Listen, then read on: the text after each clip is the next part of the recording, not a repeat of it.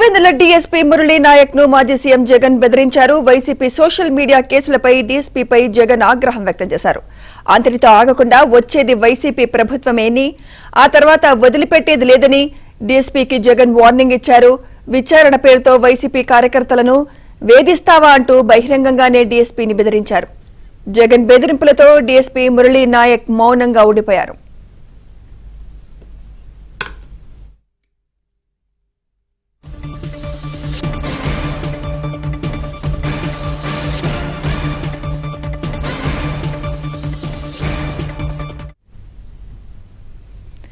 Pulivendula DSP Murali Naik ను మాజీ CM Jagan బెదిరించారు. ఇదే అంశంపై మరింత సమాచారం మా ప్రతినిధి శ్రీనివాస్ అందిస్తారు. శ్రీనివాస్, పులివెందుల డీఎస్పీ మురళీ నాయక్ పై మాజీ సీఎం జగన్ బెదిరించడం జరిగింది.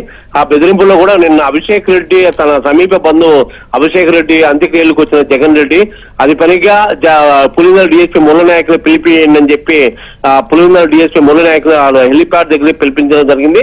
పిలిపించాక ఇటీవల జరుగుతున్న పరిస్థితులపై అంటే వైసీపీ సోషల్ మీడియా కేసులకు సంబంధించి నువ్వు చాలా ఎక్కువ చేస్తున్నావు. వైసీపీ సోషల్ మీడియా కేసులో ఇప్పుడు వర్రా విషయం కావచ్చు, ఎంపీ అవినాష్ రెడ్డి పిఏ రాఘవరెడ్డి విషయం కావచ్చు, చాలా అన్ని ఫాల్స్ కేసులు మొత్తం ఫాల్సులు కేసు పెట్టి నువ్వు విచారిస్తావా? విచారణ పేరుతో నువ్వు మమ్మల్ని వీళ్ళని మా వాళ్ళని బెదిరిస్తావా, వేధిస్తావా? చాలా వేదనకు గురి చేస్తున్నావు. నీకు చాలా నేనైతే ఇంతవరకు పులివెందులు ఎవరు ఇంతవరకు పోలీసులు అంత ధైర్యం ఎవరు చేయలేదు.